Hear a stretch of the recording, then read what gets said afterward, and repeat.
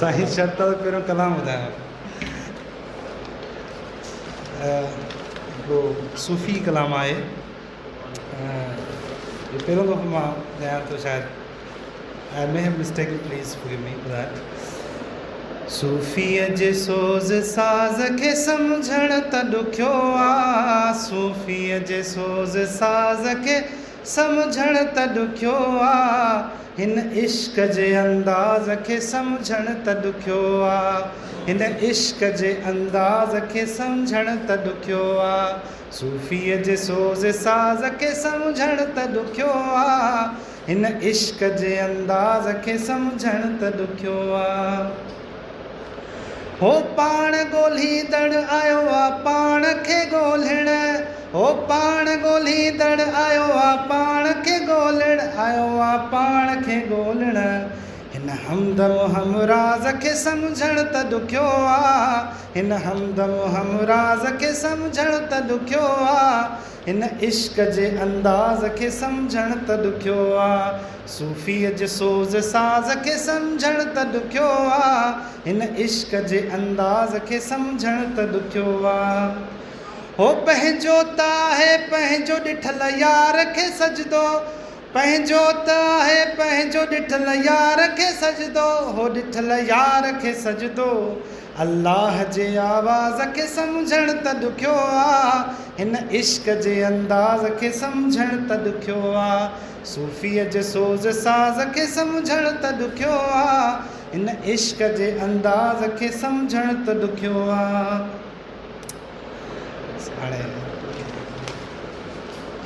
सो जेकॾहिं इजाज़त हुजे त मां इंग्लिश में ॻाल्हायां छो जो बुक इंग्लिश में आहे एंड मूंखे चूं पढ़ियो इंग्लिश में आहे and I have just thought in English so if I am okay so I have sort of compartmentalized my this particular review in 3 portions.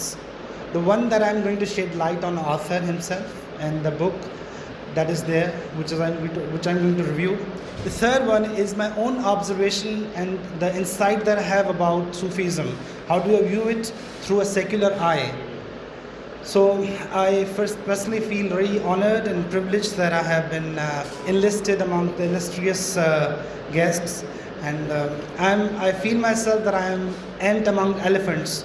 So it's very humbling experience to be sitting before you.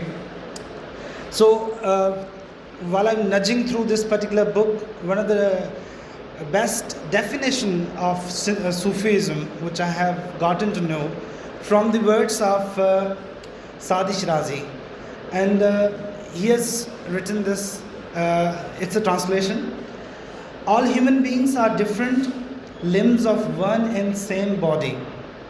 All human beings are different limbs of one and same body. It is because they are born out of the same substance.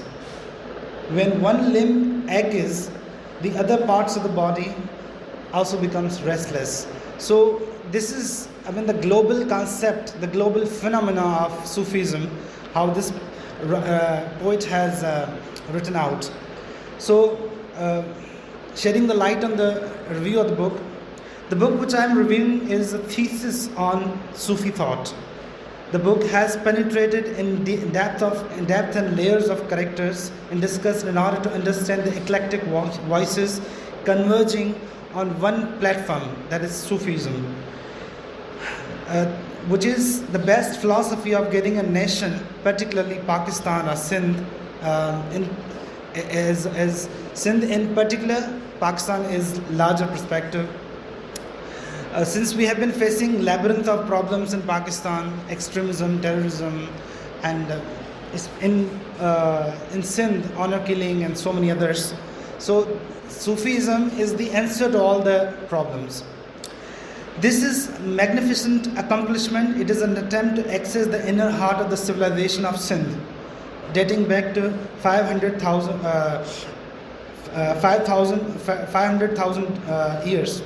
Khadim Sumro has taken us into background of Sufi thought through his book, while shedding light on Shah Abdul Latif Bhattai's Risalo's teaching and the legend and the mystic luminaries.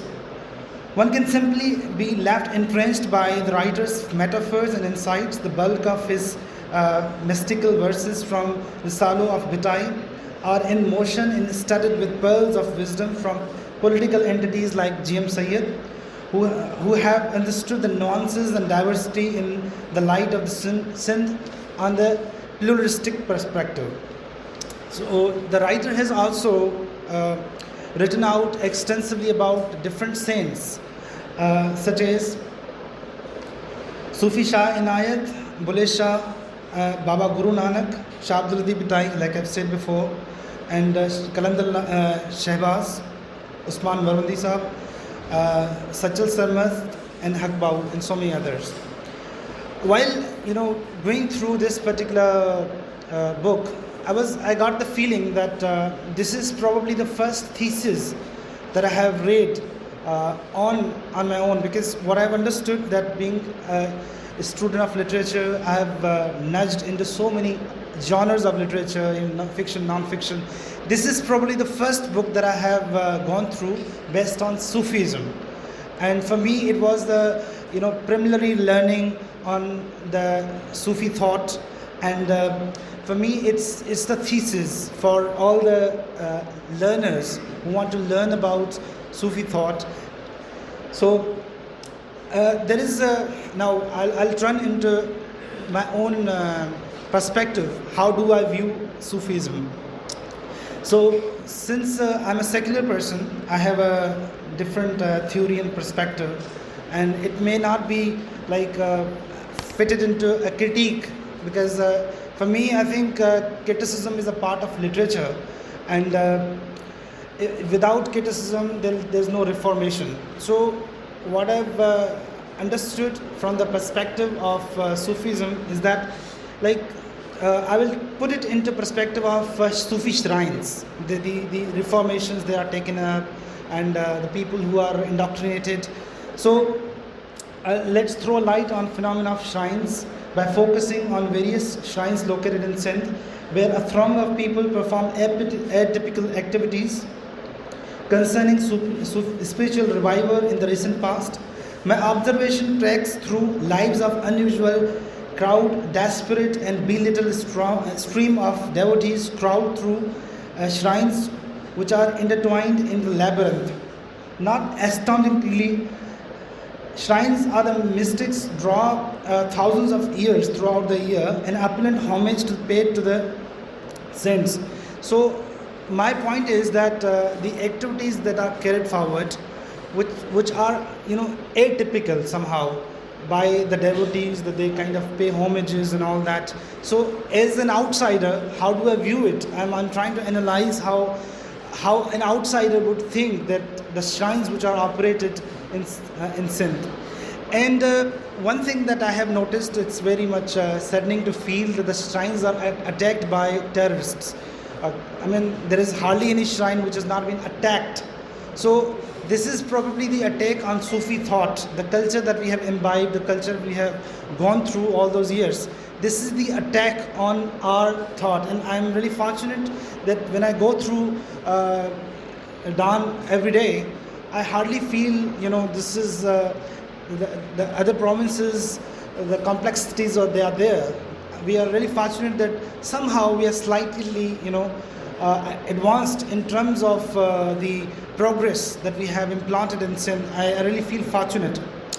So without taking much of your time, I really congratulate Khadim Saab for his magnificent efforts to prevail in Sindh in terms of the thoughts that he has produced and the books that he has written.